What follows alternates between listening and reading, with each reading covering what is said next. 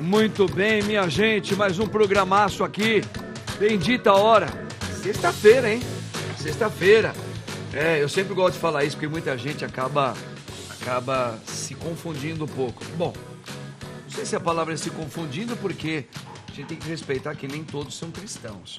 Os cristãos sabem que a sexta-feira e o sábado é considerado final de semana, para nós, cristãos. Agora, quem não tem o segmento cristão, por que final de semana? Porque o domingo não é final de semana para nós, é o primeiro dia de um começo de uma criação nova, tá? Agora, para quem não tem esse segmento, vai falar, final de semana, ou no domingo, no sábado, domingo é final de semana, mas não é não. Para nós cristãos, pelo menos não é, tá bom? Porque a gente tem esse significado novo, o domingo é o primeiro dia de uma nova criação, tá bem? Muito bem, gente, olha aqui, ó, começando mais esse programa, o padre aqui tá só... Eu tô me sentindo assim no meio de gigantes hoje. Não, menos eu, né? Gigantes de inteligência e gigantes de estatura também. Menos uma, tá? Mas daqui a pouquinho o padre apresenta. Antes de mais nada, vem junto com o padre Marcos aqui, ó. Em nome do Pai, do Filho e do Espírito Santo. Amém. Vinde, Espírito Santo, enchei os corações dos vossos fiéis. Acendei neles o fogo do vosso amor. Enviai o vosso Santo Espírito, e tudo será criado e renovareis a face da terra. Oremos. Ó Deus, que instruístes os corações dos vossos fiéis com a luz do Espírito Santo, fazei que apreciemos retamente todas as coisas segundo o mesmo Espírito e gozemos sempre da sua consolação por Cristo Senhor nosso. Assim seja. Rogai por nós, Santa Mãe de Deus, para que sejamos dignos das promessas de Cristo. Amém. Quem como Deus? Ninguém como Deus, só Jesus é o Senhor. Muito bem, gente, olha aqui, ó, a mesa que está hoje maravilhosa. 3 mens e 2 womans. Tem um Szinho que não existe. Mas olha que a minha esquerda e a sua direita, pela primeira vez aqui no meu programa, ele, o doutor João Pedro Rocha, que é ortopedista. Eu tenho uma satisfação muito grande ter ele aqui. Doutor João, muito boa tarde. Boa tarde. Deus abençoe, viu? Amém. Seja bem-vindo. Muito obrigado. Foi no Padre Juarez, agora está no meu programa aqui também. Exato. É grande, ó, em todos os sentidos. Grande doutor João Pedro, super alto. Qual é a sua altura? 2,1 metros. 2,1 metros. Maravilha, que Deus abençoe, viu, doutor? E ele também aqui à minha esquerda, já aqui da casa conosco, ele que é fisioterapeuta e empresário, meu querido Tiago Macarrini. Marrachini. Pode ser Kini? Pode, deve. Marrachini.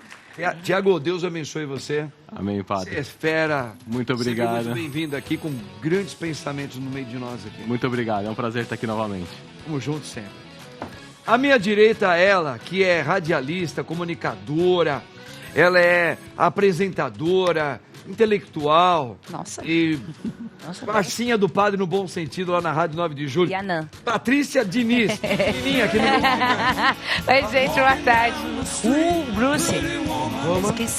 Esqueci dessa parte. É que eu tô um pouco nervosa, né? Eu tô me sentindo bem pequenininha hoje. Tá todo mundo muito alto, vindo de errado, eu acho. Era o dia dos altos, hoje eu tô aqui perdida. Sua capacidade é gigantesca. Muito obrigada, padrezinho. Boa tarde, pessoal. Patinha Diniz, não tem pra ninguém, não. Prazer ter você aqui. Obrigado, padrezinho. Sempre. Sempre bom. E ela, hein? Também é grande de altura e grande na sua psicologia. A nossa querida doutora Verusca Gendolf, psicóloga. Não tem pra ninguém, não. Obrigada, padre. Que prazer estar com vocês. Verusquinha, você é maravilhosa. A gente gosta demais de você aqui, viu? Eu também fico feliz, viu? Seja muito bem-vindo. Obrigada. Gente, tá aqui, ó, que é a mesa que posta e aqui a gente já vai colocando o pensamento do dia. E vamos pensar um pouquinho antes da nossa enquete. Dá uma olhada aí, ó.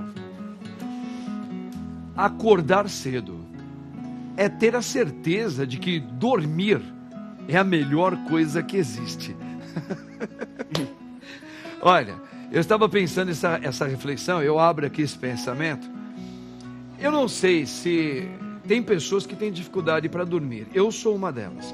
Eu, Padre Marcos, eu puxei a minha avó materna que tinha muita dificuldade para dormir, não é? Então, eu não sei o que eu não sei se eu falo, eu gosto de dormir. Porque raras são as vezes que eu tenho aquele sono, que eu durmo que paralisa o corpo, sabe? Aquela coisa que delicioso. cai até uma babinha do lado assim, ó. Sabe aquela coisa? Faz tempo que eu não sei o que é isso. Mas quem dorme bem, fala que é uma delícia dormir. E acordar cedo? Pô, eu não sei, tem gente que acorda cedo e que nem eu, muitas vezes, eu não dormi tanto e falo que é bom acordar cedo também. Isso eu não sei vocês. Eu gosto de dormir. Se eu pudesse, eu dormiria bastante. Porque é delicioso. Eu sou dessa aí. Eu sou essa que encosta, vai. E é babinha, fácil. Eu gosto de dormir. Você acha que é uma delícia dormir? É delicioso dormir. Eu gosto Você bastante. curte dormir? Eu gosto de dormir. Pronto. Gosto de dormir. E acordar cedo? Acordar cedo eu gosto porque eu sou uma pessoa matutina, né? Eu sou uma pessoa já mais da manhã. Mas você só valoriza o dormir porque você acorda cedo? Não. Eu gosto de dormir porque eu gosto de dormir. Ponto. É isso. É que nem comer. Eu gosto de comer. Ponto. É isso. Eu gosto de comer. Se serve pra crescer. Se serve pra crescer, se não serve, é outra coisa. Você gosta de... Que nem dormir. Eu gosto de dormir. Se precisar de 8 horas, de 10, de 5, não. Eu preciso dormir, gosto de dormir. Ó, então vamos falar pra alguém aí que conhece um pouco desse ramo aqui. Doutor João, eu não sei se o dormir, acordar cedo é ter certeza que dormir é a melhor coisa que existe. Não, eu gosto de dormir, eu gosto de acordar tarde. Eu sou notívago total, assim. Desde a época do colégio, 2 dias de férias, eu já estava indo dormir 4 da manhã, eu inverto muito fácil. Você trocaria... É que eu não consigo, a minha profissão impede isso. Você criança tem que noite. parar de manhã. Eu adoro. Para gosto estudar, muito. para ler, para... Acho que o silêncio da noite nos faz bem, né? Para alguns mais do que para outros, para você fazer coisas. Eu já não durmo. Não dorme? Tiago tem um motivo muito nobre para ele ter dificuldade para dormir. Ele não dorme. Sabe por quê, doutor? Ele tem filho. Ele é uma pequenininha lá. Não sei o que é isso. Você sabe o que é isso? Sei, vou saber de novo em algumas semanas. Que Parabéns. Tiago, então você... Não, mas eu sempre tive essa tendência de dormir tarde e acordar cedo. Então, assim, eu não preciso do despertador para acordar. Quando é 5h40 da manhã, eu já tô acordado. É automático. É automático. Olha, eu admiro pessoas Admiro assim. também, viu? Sem despertador. Com despertador eu perco o horário. Mas será que é o cérebro isso, Verusquinha, que já comanda a pessoa? Fala, olha, eu já vou acordar aqui porque já você aciona. Nós temos 2 movimentos. O ritmo condicionado, que cada um condiciona, que cada família condiciona, né? Cada família tem um ritmo nesse sentido, aprende a acordar e dormir, enfim. Cada família tem esse estilo. E tem a forma biológica. Cada um rende melhor num período. Então tem pessoas que rendem muito melhor de manhã, tem pessoas que rendem muito melhor à tarde, e tem pessoas que rendem muito melhor na madrugada. Tem pessoas que é impressionante, e às vezes vem para o consultório, Verusca, pelo amor de Deus, essa pessoa só funciona de madrugada. Eu falei, por que então não encontrar esse funcionamento de uma forma melhor? Ao invés de ficar brigando com o seu processo biológico, se ela dorme bem de manhã e ela produz bem, então ela tem que encontrar profissões, trabalhos, coisas que ela possa fazer nesse período. E principalmente em São Paulo, que funciona 24 horas, né? Você encontra turnos para trabalho. E é interessante que os pacientes que passaram por processos e se adequaram, se adaptaram, padre, como funcionou bem?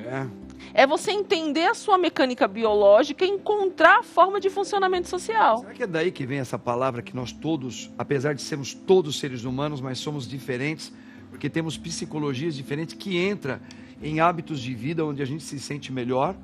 Você sente mais à vontade, às vezes, à noite, madrugada, de manhã, e outro à tarde. Sim. É por causa disso também? Isso tem a ver? Sim, tem a ver. A gente tem a nossa forma, né? A forma de ser e a forma de se adaptar.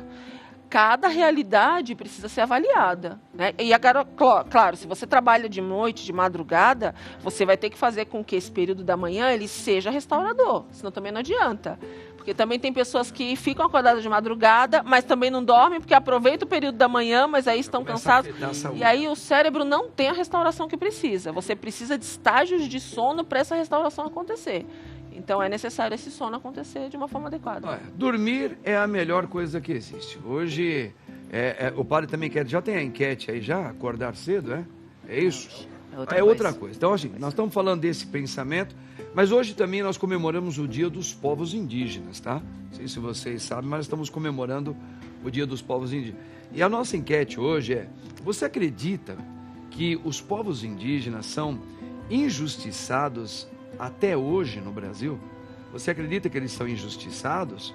A gente sabe que na história, ao longo da história, sempre foi escrito, a gente pensou em sala de aula, que foram muitas vezes injustiçados, né? Dentro das suas aldeias, do seu costume, etc. Mas e hoje? Então eu quero saber a sua opinião, tá?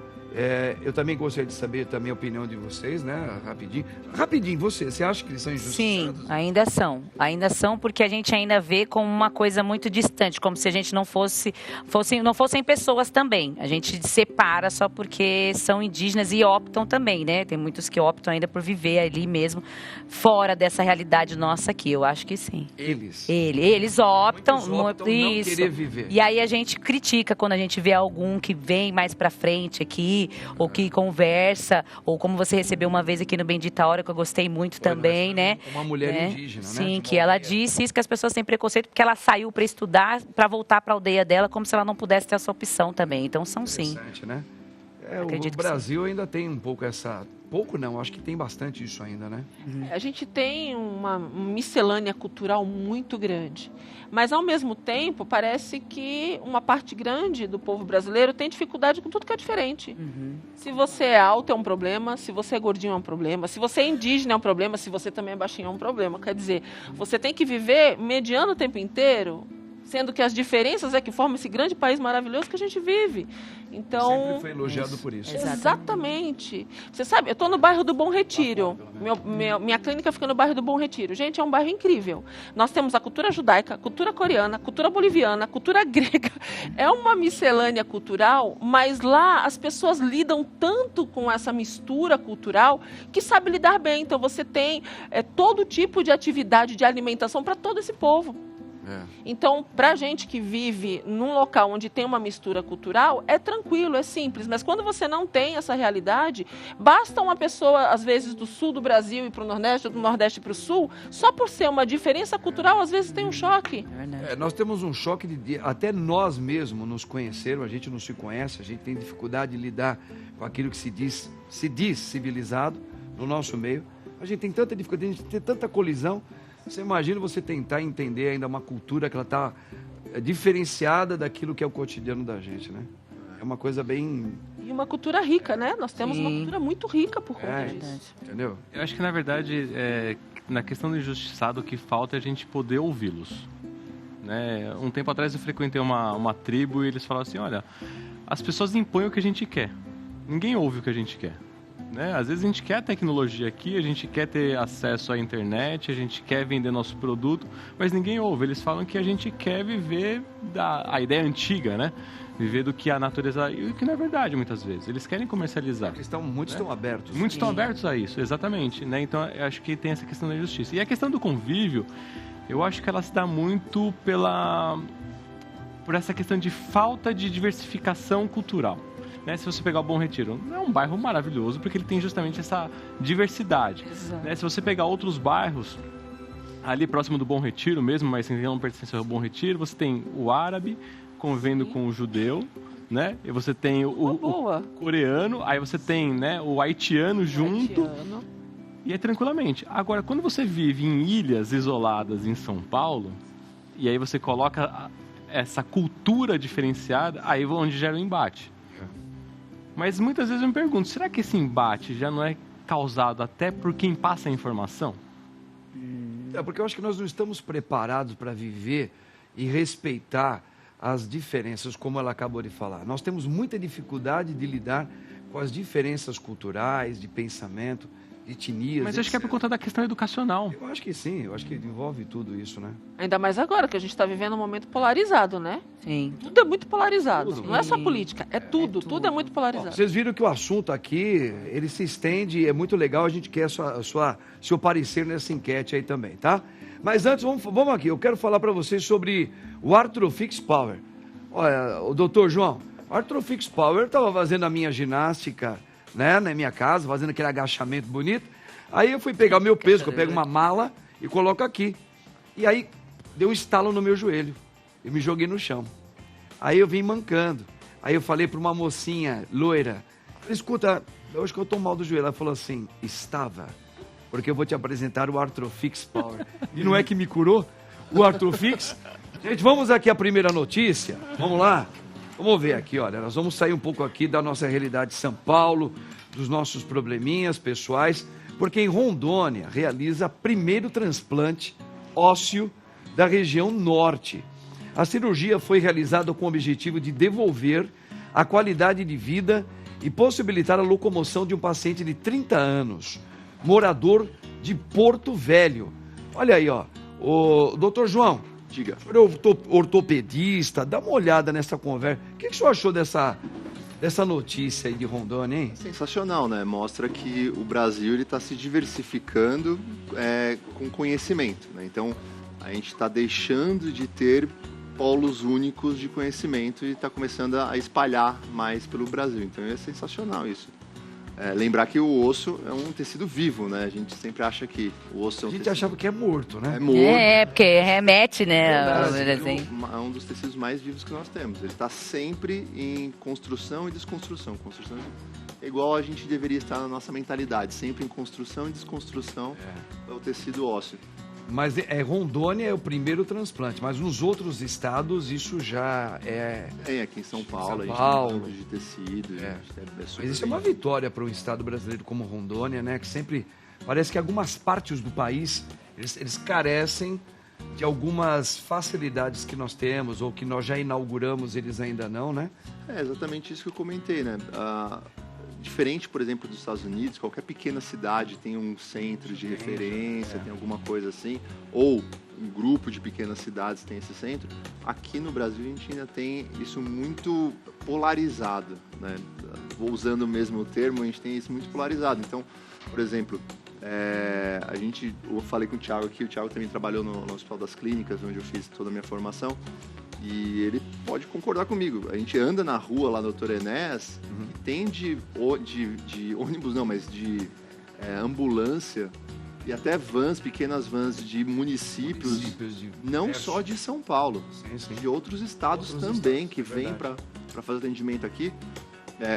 O HC é um hospital de referência internacional, mas poderiam ter esses polos também, por exemplo, um polo no Nordeste, um polo no Norte, um polo na região Centro-Oeste, para diversificar isso e também para o paciente não ter que deslocar tanto para conseguir... O Estado precisa trabalhar essa descentralização, né? Exatamente. Porque até na própria fisioterapia, a maior concentração que a gente tem de fisioterapeuta no estado de São Paulo, por exemplo, corresponde toda a região norte. Sou ortopedista pediátrico. Na Sociedade Brasileira de Ortopedia Pediátrica, a gente tem aproximadamente 1.000 ortopedistas pediátricos cadastrados pela sociedade. Desses 1.000, chutando tranquilamente, metade está em São Paulo. Tranquilamente, incluindo o estado, só para ser um pouquinho mais verídico, mas a cidade de São Paulo tem muito ortopedista. É uma curiosidade que eu tenho também, por exemplo, vocês que são, o senhor é médico, você também trabalha na área da medicina, você também... o fato daqui ser um centro, eu acho que vocês são jovens, claro, a gente quer ter uma vida promissora, né, Paty? Claro. Então aqui realmente é uma janela legal para o currículo de vocês, para você falar, eu adquiri experiência. Mas vocês percebem no meio de vocês que existem muitos colegas em cada modalidade da saúde, que tem essa coisa, essa consciência de falar, olha, eu quero me formar, eu quero ser ótimo no que eu vou fazer, mas eu quero não ficar aqui, eu quero ajudar essas regiões onde elas não têm esses parâmetros de centro, onde carece de mais ajuda. Tem muitos colegas que pensam assim ou é só na teoria? Só na teoria. A meu ver, é só na teoria. Eles falam isso na hora a concentração Porque se ele quer ser ótimo no que ele faz, ele quer estar num grande centro. Então, se só existe grande centro em São Paulo, ele vai ficar em São Paulo. Outra coisa, isso eu vivi isso. Eu sou meio cansado da cidade de São Paulo. Eu nascido e mal criado aqui. Cresci mal criado aqui em São Paulo.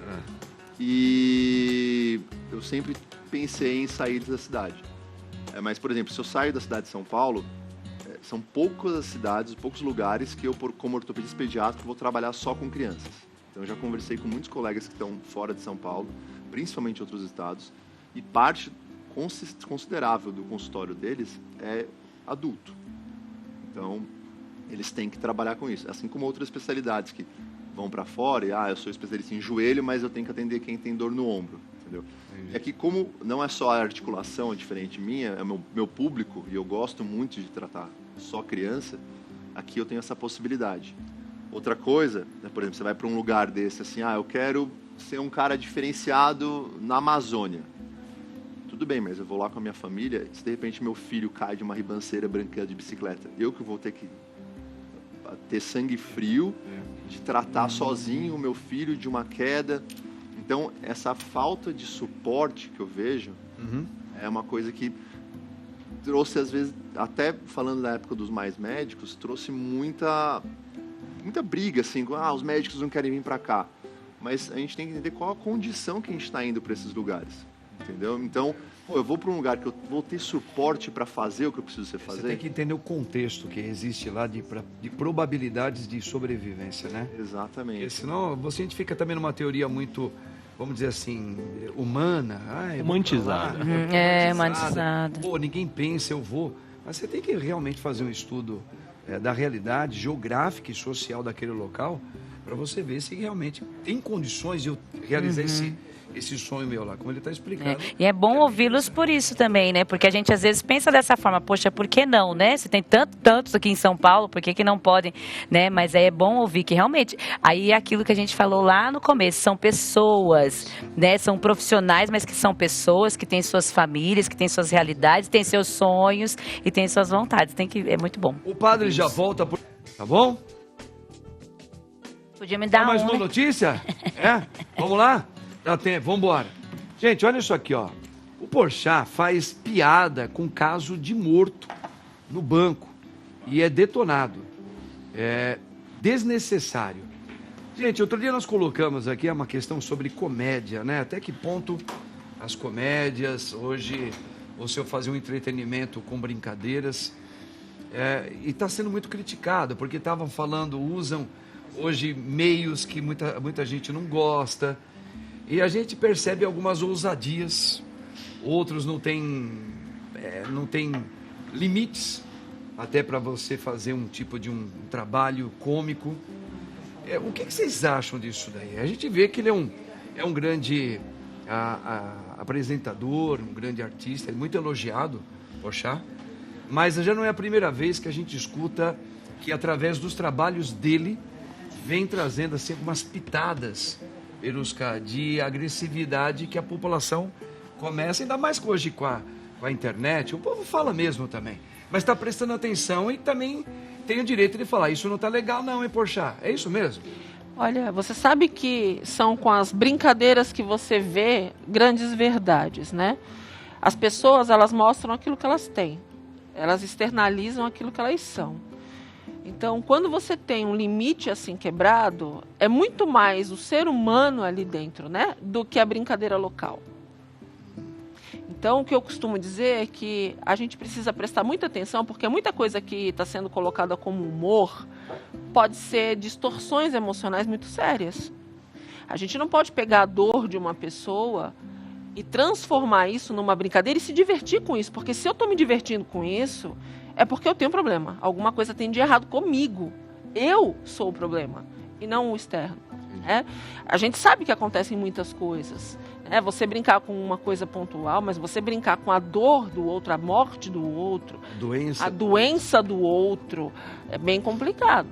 Então, você não está falando do trauma do outro. Você está brincando porque o outro apresenta uma característica específica. Você está brincando com a morte de uma pessoa que foi utilizada no momento, assim, numa tentativa de conseguir um empréstimo. Antigamente, quando nós éramos pequenininhos também, Verusca, eu acho que eu já fiz isso, não vou mentir, não. A gente, no meio dos colegas, priminhos, etc., né, Patinha? A gente se via, às vezes, alguém mancando, você começava a imitar ele, mas você era criança. Sim. Você não tinha noção da vida, você não tinha nenhum preparo para viver na sociedade, né? Mas a gente vê hoje essas pessoas que elas são consideradas pessoas importantes no meio, né? Eles falam, eles são influenciadores de famílias, de locais, de cidades. e que às vezes tem esse tipo de comportamento. A tentativa de viralizar e ganhar dinheiro com isso é maior do que o bom senso. Isso é perigoso. Isso é perigoso. Não é? Então, aí o que você falou é muito próximo de uma verdade, né? Não digo no caso dele, não sei se é isso, mas e muitas pessoas são capazes, por causa do seu sucesso, do seu dinheiro, né, Tiago? Às vezes dão apelar para algumas coisas. Se ele faz é porque alguém consome também. Sim. A curiosidade humana, imagina. E muitas vezes, nessa questão do consumo, né, eu acho que... Eu me fiz outra pergunta outro dia em relação a isso. Por que como chegou a informação na mídia, de que forma e por quê? Porque assim, uma pessoa leva um ente, né, independente de ter algum grau de afinidade ou não, mas levou o ente dentro do banco para sacar 17 mil reais, né, de empréstimo, e aí a mídia simplesmente jogou isso. Eu não tenho dúvida que provavelmente essa companheira, né, essa pessoa, essa cuidadora, ela tem ou problemas, né, psiquiátricos, emocionais e com certeza problemas financeiros. Eu faria diferente. Mulher em necessidade extrema tenta de alguma forma resgatar dinheiro por meio de um morto. Mas o que levou ela a fazer isso? E muitas vezes a forma com que jogaram foi: olha, uma pessoa levou um morto para assinar um documento no banco para pegar 17 mil reais. Então, para quem está ouvindo isso, né, e dentro da maldade, eu falo que o ser humano às vezes ele tem um lado de maldoso, ele vai transformar isso numa piada. Até porque alguém também vai rir com ele. Né? Então, eu falo que assim, o que ele fez, provavelmente ele fez, claro, talvez ele tenha essa essência maligna, mas justamente para tentar vender, porque ele sabe que alguém vai consumir aquilo. Porque aquela informação talvez chegou para as pessoas de forma sarcástica. Sabem que... Mas o que eu tento entender é, o que levou essa pessoa a fazer isso? Eu tenho um volume já de situações, padre, de pessoas que vieram para o consultório pedir socorro. Pelo amor de Deus, eu não quero emprestar minha aposentadoria, eu não quero liberar minha continha lá, minha poupança, minha família está me oprimindo para isso. Vocês não têm ideia do que sofrem os idosos no Brasil com pressões de muitos familiares porque eles têm benefícios no empréstimo de dinheiro.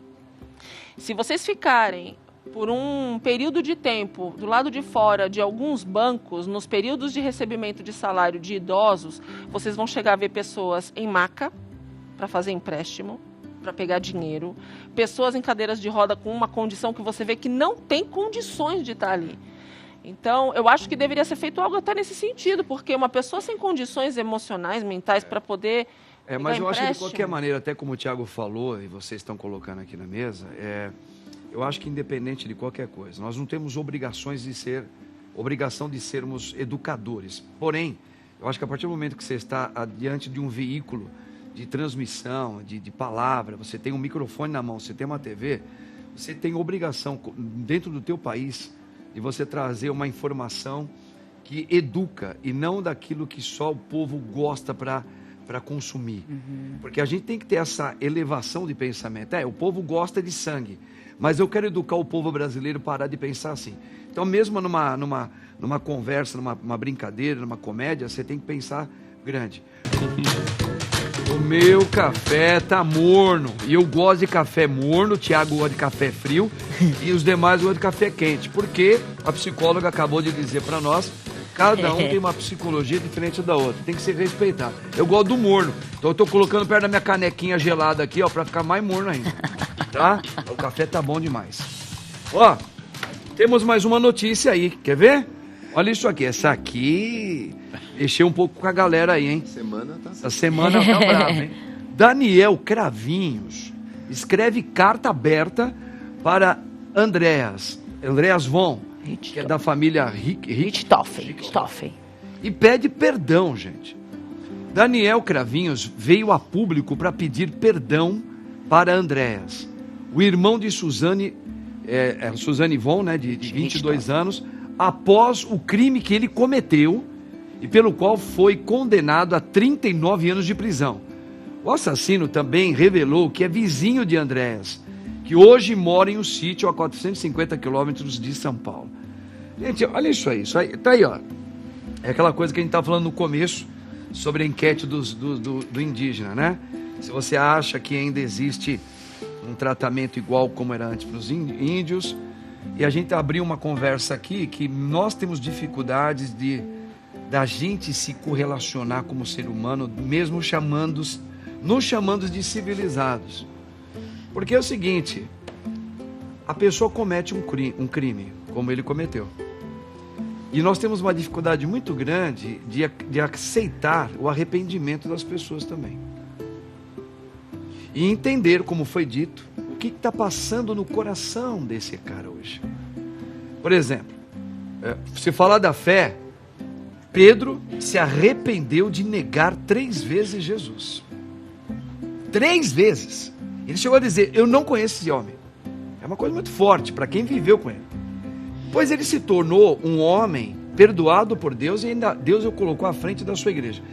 Então eu acredito que é casos muito complicados, porque quando nós somos golpeados pela vida, seja por quem quer que seja, a nossa reação humana, não sei se ela está no nosso instinto simplesmente humano, é de uma reação também de bravura. E nós temos uma dificuldade muito grande de poder ter a capacidade de entender a veracidade do arrependimento de uma pessoa, por mais que tenha sido com você, não é? Eu acredito que esse rapaz deva estar verdadeiramente se martirizando a cada dia. Acho que o maior martírio dele não é estar preso. Ele falou, eu estou cumprindo e devo cumprir, mas me dói imaginar o que eu ocasionei para a família de vocês e para os 2 que morreram e para vocês hoje. O cara está se matando por dentro.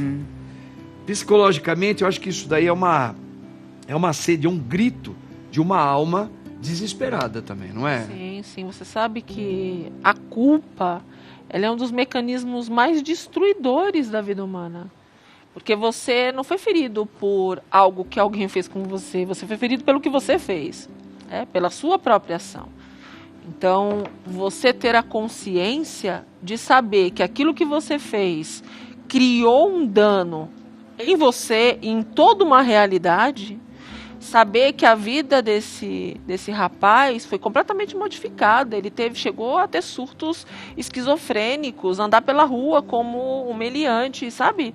Então, assim, o que aconteceu? De repente ele acordou sem o pai, sem a mãe, sem a irmã, sem estrutura familiar, sem casa, com um assassinato que o planeta ficou sabendo. Então, você imagina, né? E saber que você cometeu isso. Então, eu acredito que esse processo é muito mais para ele do que para o Andréas.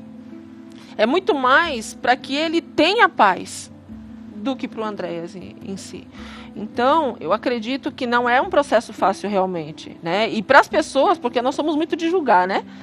É muito fácil a gente julgar, mas só quem está na pele é que sabe o que está sentindo. Então, não é à toa que a própria palavra fala do processo de perdão e o quanto de restauração isso traz a partir de você. Judas Iscariotes, ele teve um arrependimento muito grande de trair o nosso Senhor Jesus Cristo pela fé cristã católica. E ele, no caso dele, ele entrou em desespero. Porque o outro também se desesperou, mas ficou mal. Mas ele viu uma reaproximação de perdão com Deus. No caso de Judas, não. Judas, ele não acreditou na misericórdia de Deus, então ele se suicidou. E o perigo se a gente não entender um pouco esse mundo psicológico do homem, do ser humano, a pessoa também, talvez a família fale que se dane, que ele matou fulana. Se ele se suicidar, que se dane, que nem aconteceu um caso daquele outro rapaz que matou a filha da escritora, né? Ele amanheceu morto e parece que houve...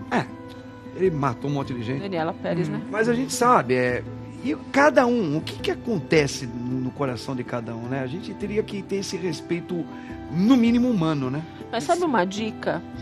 Cuidado com quem manipula você. Cuidado com o que você faz por manipulação. Porque às vezes a imaturidade, a carência, acaba fazendo com que as pessoas sejam manipuladas muito facilmente. E depois?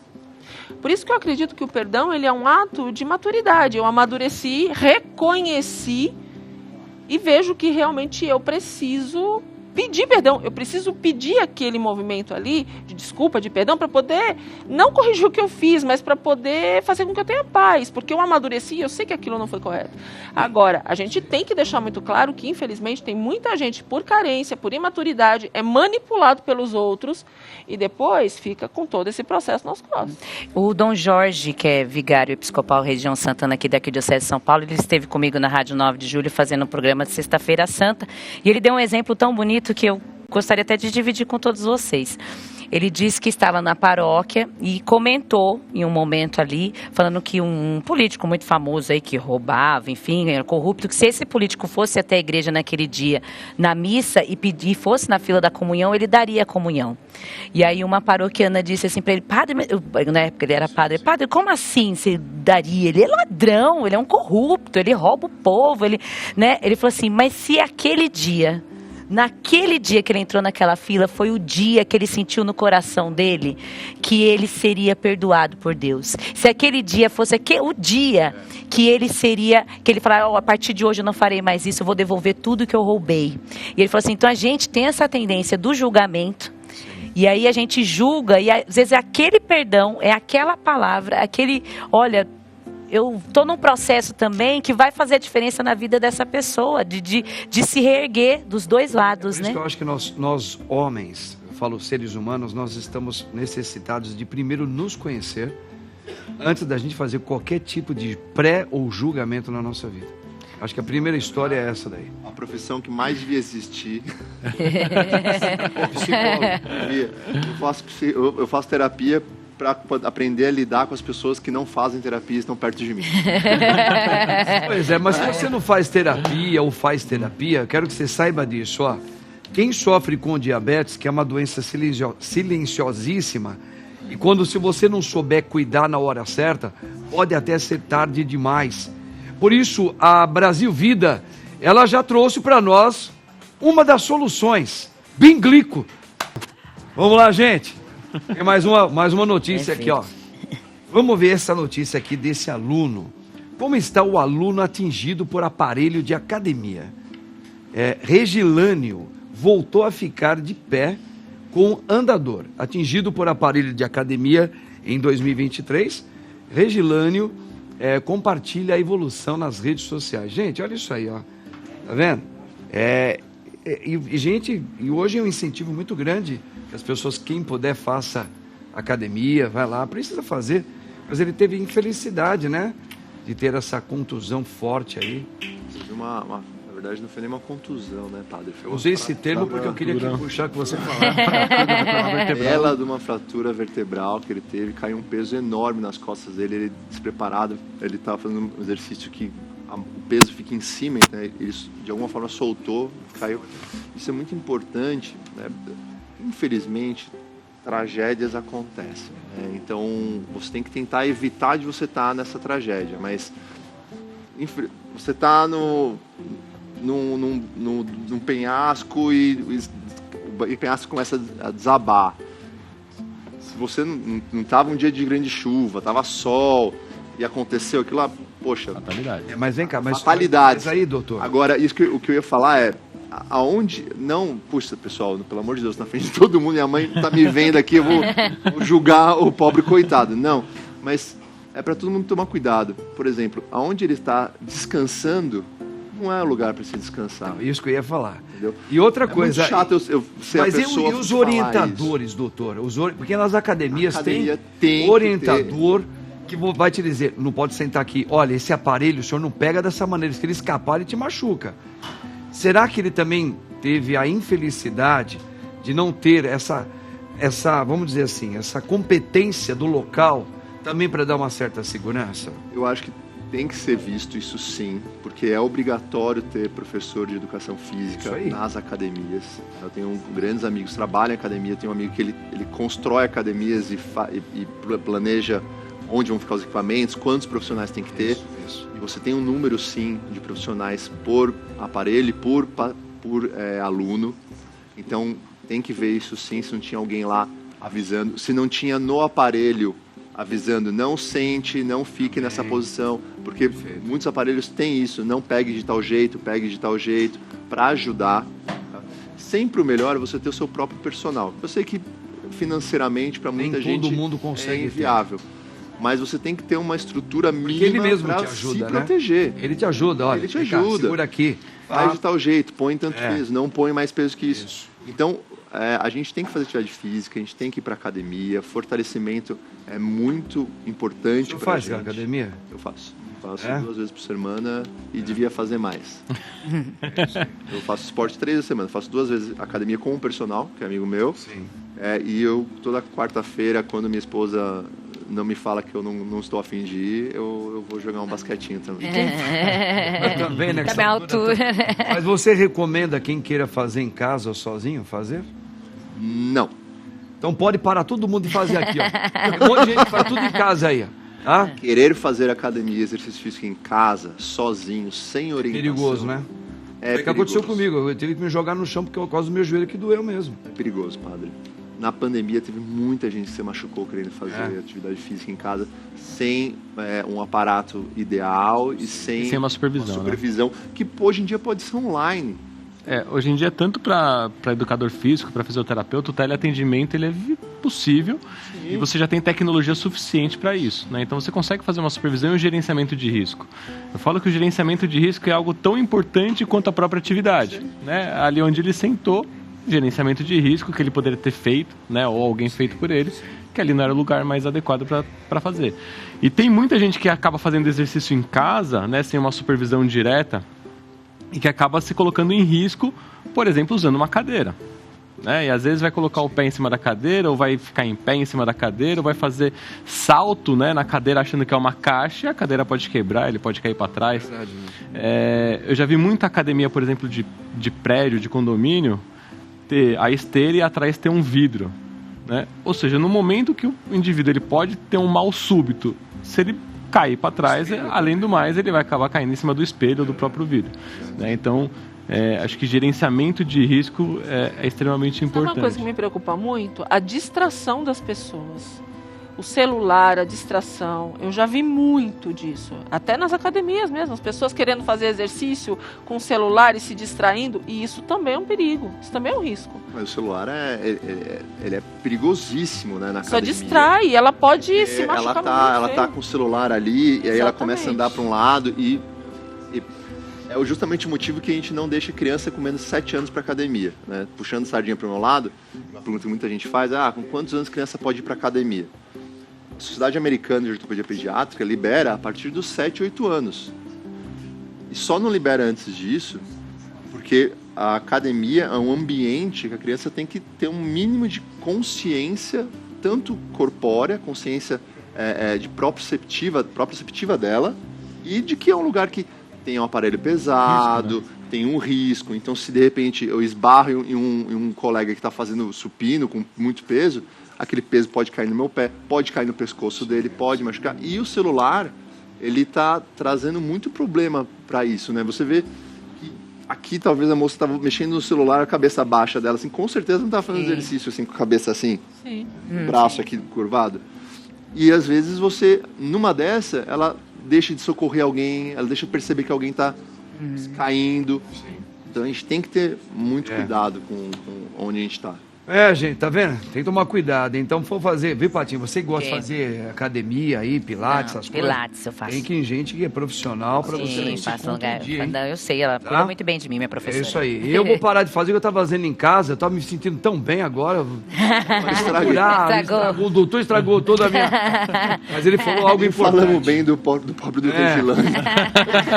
Graças a Deus que melhora. Vamos falar de cabelo agora, Tiagão? De verdade mesmo, é muito bom. Vamos mais uma notícia aqui. A professora grampeia bilhete em camisa de criança de 5 aninhos no Rio de Janeiro. Sensação é de revolta e vontade de chorar, diz mãe. Mãe explica que a criança ficou horas na escola com um bilhete pendurado que dizia: mãe, por favor, mandar outra caderneta. Obrigada. Secretaria de Educação apura o caso. A professora foi afastada. Olha aí, Estão falando tanto de educação, fala de educação. Falamos que falta aquele feeling de estou à frente de alguma coisa. Eu tenho obrigação, no mínimo, educar. E a gente ainda vê esse tipo de informação. O que é entender o contexto ainda aí, ô Tiagão? Olha, Difícil. é difícil entender o contexto, né? Mas, puxa, não tem explicação, né? Tem umas coisas que não tem explicação. Tentar entender o contexto da professora, olha, acho que ela não é uma educadora. Acho que esse é o contexto. Acho que o primeiro contexto ela não é uma educadora. Provavelmente sobrou isso pra ela, né? Ela Exatamente. não é boa em nada, sobrou isso e também... talvez ela não tenha formação suficiente e talvez não tenha sido feita uma boa avaliação para ela ser a educadora responsável. Exatamente. Eu acho que quando a gente fala de ser professor, eu brinco assim... Chamar de doutor ou de professor? De professor. O professor está acima de doutor, para mim, tranquilamente. A única profissão que o imperador do Japão se curva. Se curva, exatamente. Então, eu acho que nesse contexto, a professora não é professora. Ela não é uma educadora. Mas isso aí poderia ser culpa... não é questão de a gente falar quem tem culpa, mas quem prepara os professores, a condição de preparar bons educadores... Está vindo da onde aqui no Brasil, hein, Matinho? Eu não sei como dizer, porque se ela fez isso, imagina o que ela faz sem as mães verem, né? Porque se ela chegou nisso, né? Não dá para saber. Descobriram essa? Imagina o que ela já não passa foi feito sem com as crianças, Foi que começaram a falar, porque antes dessa pessoa ser registrada como professora, quem deu o aval? Você está preparada para dar aula? Sabendo que às vezes é uma pessoa, certamente ela não é velha, deve ser uma moça nova. Quais são os requisitos para a gente poder falar? Está preparada bem, não está? Se ela fez, ela achava que estava isso bem. É um ponto também que me fez refletir que, tá bom, vamos falar que ela é pedagoga, né, que ela fez faculdade de pedagogia, mas se você olhar o conteúdo programático do curso de pedagogia, não tem nada que ensine ela a lidar com a frustração dela. Mas muitos cursos, né? Medicina também, não tem nada que ensine. E aí é algo que precisa pensar no processo de reformulação. Porque assim, o que levou ela a fazer isso pode ter sido uma frustração dela em relação à criança, ou uma expectativa criada, mas que não dá o direito dela fazer, mas que ela também não tem ferramentas para isso. Nós hoje estamos sofrendo muito no Brasil com um volume de despreparo muito grande dos professores. E não é só do maternal, da pré-escola. Às vezes eu vejo isso, inclusive, em professores universitários, tá? Porque se a gente analisar algumas coisas que acontecem, às vezes, dentro de sala de aula, eles beiram ali assédio moral, beiram várias coisas que, para mim, é também despreparo. Mas vamos focar até no processo aqui. De formação de doutores, num doutorado, numa escola mais antiga, você sofre assédio. Nossa. Agora, vamos focar na questão infantil. O que eu tenho visto? Um despreparo muito grande dos professores. Eles fazem um concurso público para poder entrar para uma creche, né, para uma escola municipal, para uma escola estadual. E nem sempre eles têm um preparo adequado emocional para lidar com isso. Hoje a gente recebe um volume gigante de pedidos de laudo para autismo para quem não tem autismo, para TDAH que não tem TDAH, para processos que você fala, gente, onde que viram isso? Né? Então, eu acho que está faltando algum treinamento para esses professores, sejam de escolas municipais, estaduais, enfim, um treinamento para esses professores lidarem melhor com algumas situações emocionais. Não basta só aprender na pedagogia, ou enfim, o que você ensina, como você ensina ali a aprender a ler, ensina as letras. Você tem que saber todo um trato emocional para lidar com o ser humano. É um ser humano. Acho que isso que você falou é muito interessante. O trato emocional para lidar com outro ser humano. Essas profissões que a gente aqui, inclusive, faz parte, que a gente tem contato com outro ser humano e não com uma máquina, e a gente precisa de uma reformulação do nosso currículo educacional, porque a gente não tem esse preparo. Gente, olha, o nosso assunto está tão bom, só que nosso tempo já acabou, já se espremeu. Nós temos a enquete aqui, que ficou assim, ó, vamos dar uma olhada aí?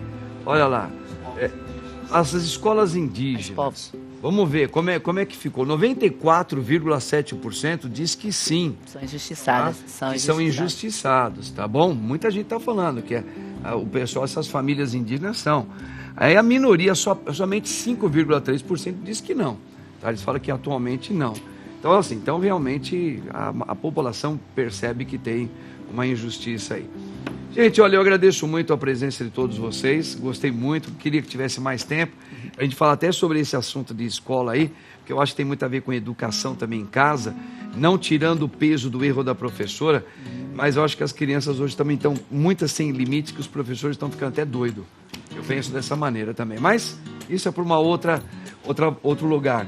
Olha, Tiagão, tamo juntos, obrigado pela sua presença. Doutor João Pedro, gostei muito de conhecer. Venha uma próxima vez, se Deus quiser. Obrigado. Patinha, tamo junto sempre. Tamo junto, Padrezinho. Maravilhosa. E Verusquinha, grande psicóloga. Prazer, tamo juntos. muito bom. Gente, olha aí, ó, um grande final de semana e um domingo abençoado para todos. Que Deus abençoe você em nome do Pai, do Filho e do Espírito Santo. Amém. Amém. Tchau, gente.